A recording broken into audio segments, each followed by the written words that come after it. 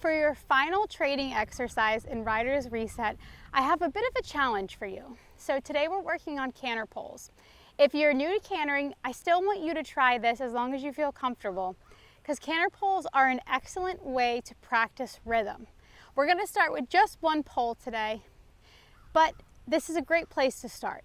If you're more advanced, you can add more, but for today, we're just going to work through one.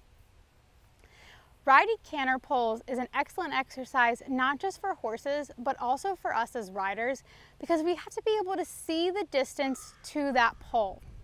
So we'll be able to feel the distance based on our horse's rhythm.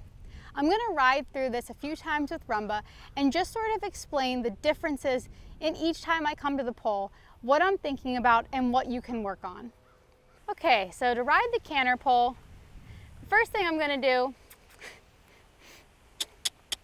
she's a little backed up. We're just gonna get her moving. That's okay. I'm gonna just establish a good canter. And what I'm looking for is for her to be a little bit more balanced than she is now, be in a nice rhythm before we would even come to the pole. So what I'm gonna focus on when I'm riding a canter pole is riding the rhythm. 1, 2, 1, 2, 1. So that distance was a little funny because she got a little excited. That's okay. We're just gonna come again.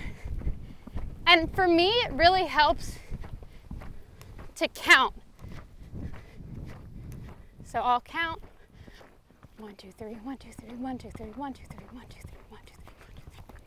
And that was much better. What I'm trying to focus on is keeping a consistent rhythm during the entire approach. Now she's getting a little fast, so I'm going to half halt. And there I was able to shorten the stride and slow the rhythm coming into the canter pull. I could do the same thing with lengthening.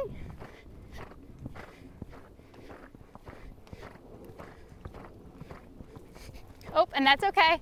She just sort of petered out a little bit, but she stretched and lengthened to the pole.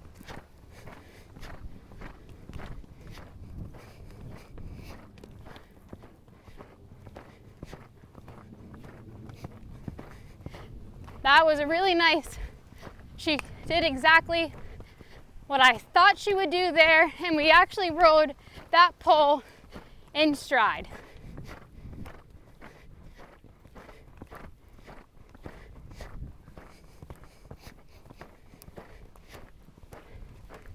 Now another thing you can work on with canter pulls is coming from a different track. So I could make my circle smaller in my approach and work on riding the distance differently on a smaller circle. What this is encouraging is for her to really balance. Nice, very good.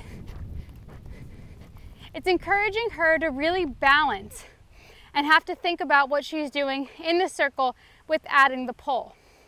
This is a great exercise to do too if you are interested in jumping, because the track that you take really is going to determine the number of strides that you're getting in between fences. Now again, this is a little bit more of an advanced exercise, and if you're not here yet, that's okay. Don't feel like you need to ride the canter pole a bunch of times. Ride it once, if it went well, quit there. This is a great place to sort of aspire to, this is what you're working towards, riding the canter pole with a great rhythm.